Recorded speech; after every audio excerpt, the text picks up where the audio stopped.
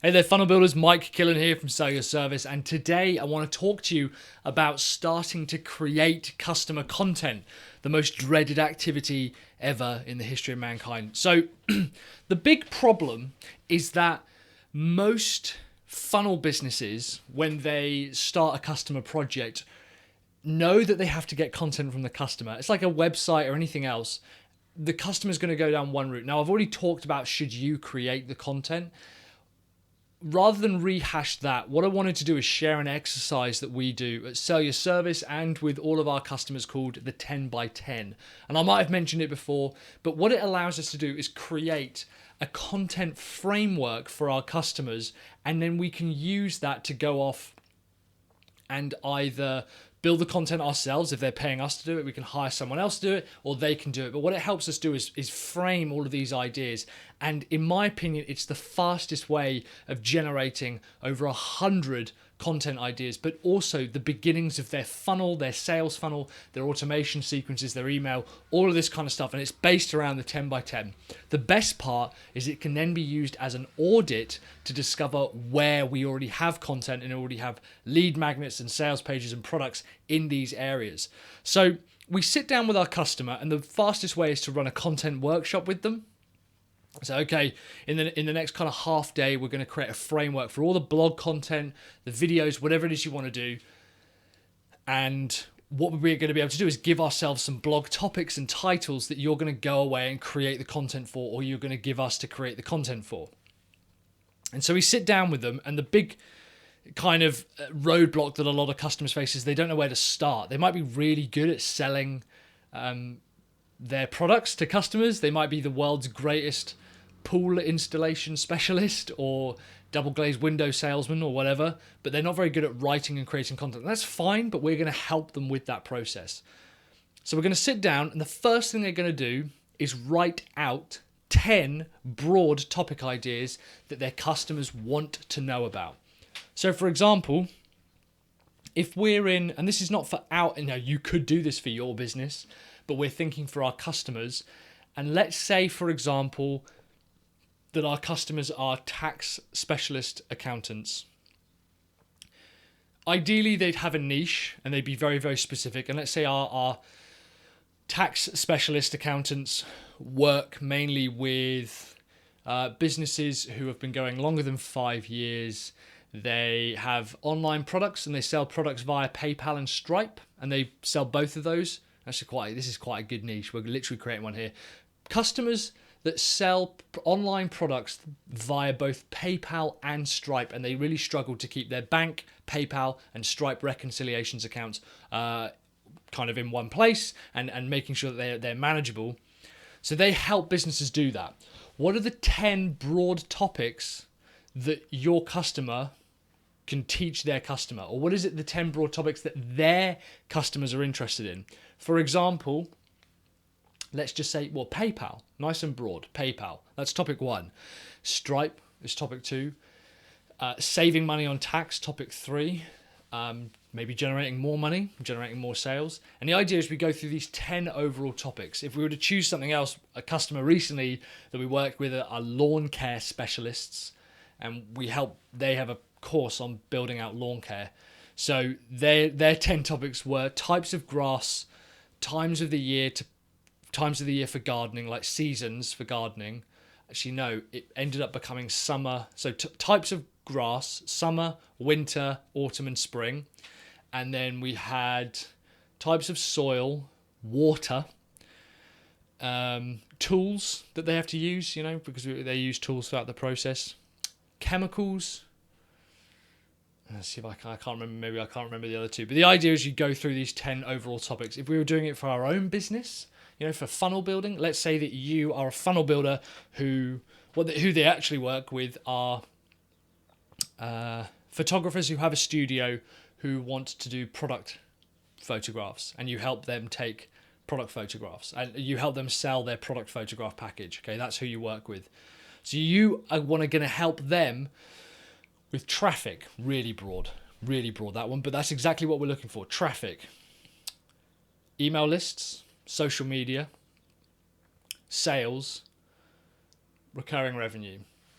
finding customers, email marketing. If I talked about that, I think I've talked about list, but not email marketing. Money management, it's a pretty good one. Networking and photography gear, maybe, even if you're not an expert. And this is why this is important. Even if you're not an expert, it's about what your customers want to learn. So you list out those 10 very, very broad topics. And then under each broad topic, you list out 10 subtopics. Now, at first, it's going to be really easy because you'll smash through them and you'll think, okay, well, if I'm just talking about types of grass, I'd want to talk about hardy grass, grass that doesn't need watering, no grass at all, like gravel, weeds. I want to talk about buying a new lawn or old lawns that are already there. So you go through and you think about those 10 subtopics, okay? Now, the 10 subtopics are where you're going to begin to get things like blog titles, but at the moment, we're just going to focus on the topic itself, so just the actual topic. If we were going to do, for example, our business, funnel builders, we could say email marketing. So I could talk about email autoresponders, newsletters, autoresponder tools, maybe, email automation within content silos, an engagement campaign. And I would think about these very specific subtopics within that broader topic. And I would list out 10 for every topic. So eventually I have 100 topics, hence the 10 by 10, right? Some ways that you can think about kind of breaking these kind of topics out if you're struggling with subtopics, or if your customers are really struggling with thinking of these ideas, is what are the most common questions that your customers should ask, that your customers ask? What are the questions your customers should ask? Who is the top expert in this area, and can you get any of their content? What are the top tools for this particular subtopic or topic? And you can kind of break it out in a few ways like this. You can think about, have there been any books written on the subject?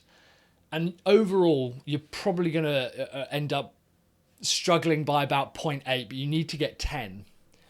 And what we then do is we break that out and we have a look, and we basically write this up on an Excel spreadsheet. The first thing we do is audit. Do they have any content at all based around these points? Now, a lot of businesses have brochures, web pages. They might have a lead magnet or a consultation. They might have an actual product based around just one thing.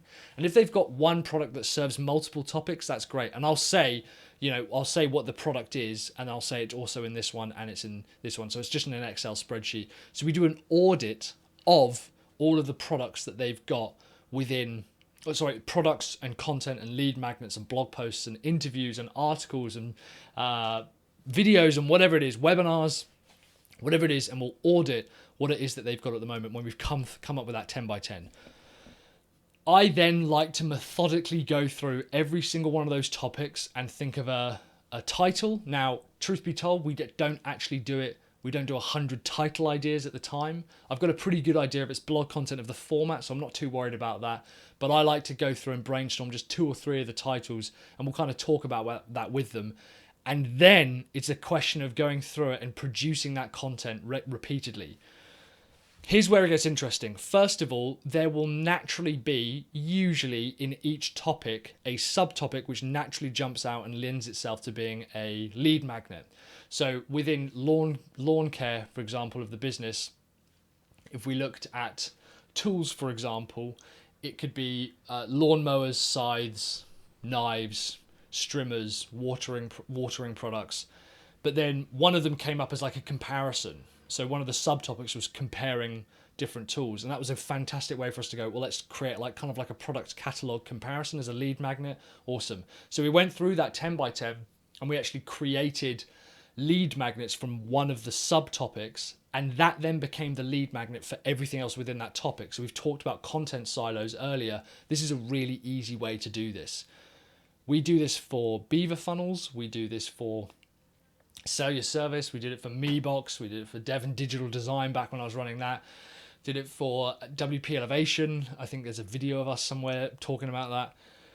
When you go through it like this, it really quickly maps out all of these ideas and then gives you an opportunity to say, well, how are you going to talk about it? These videos here, the content ideas came from a 10 by 10. If I'm really struggling with a project, I'll usually strip it right back to basics and go straight into creating a 10 by 10 for that business. And I'll think, okay, well, what are the 100 things that I need to talk about? We need to produce content on this.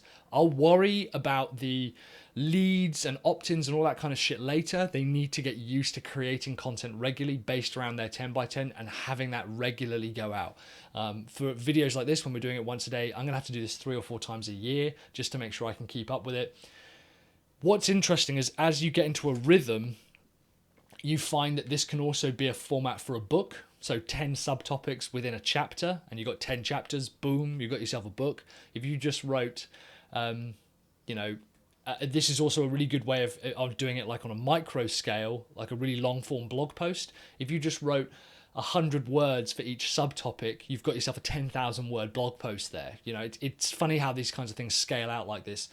And that is ultimately how we plan content for customers. That's the first exercise we do when we're struggling with ideas, they're struggling with ideas. It also gets their brain flowing a little bit because it makes them think about their customers outside of what they want to tell them. And it makes them think, okay, well, what is it customers want to know? So when you position some of those subtopics as, what's the most common question you're asked? What's the question they should ask? What's a common misconception? What's a common roadblock? What's a common promise that people make? Who are the top influencers within this? And going through that process a bit like that essentially allows you to create a framework for the rest of their funnel, and it gives them a plan to start building out some of that content for themselves, particularly if they're going to be publishing a post a week, which they should do at a bare minimum.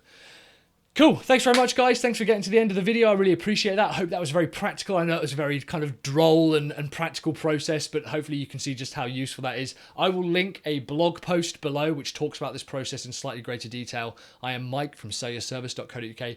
Please do me a favor by liking and sharing and all that kind of shit. I'll probably have a couple of videos either side here around another couple of processes to do with building out content or for working with customers. In the meantime, thank you very much for getting to the end of this video. I love you all. Keep building those funnels.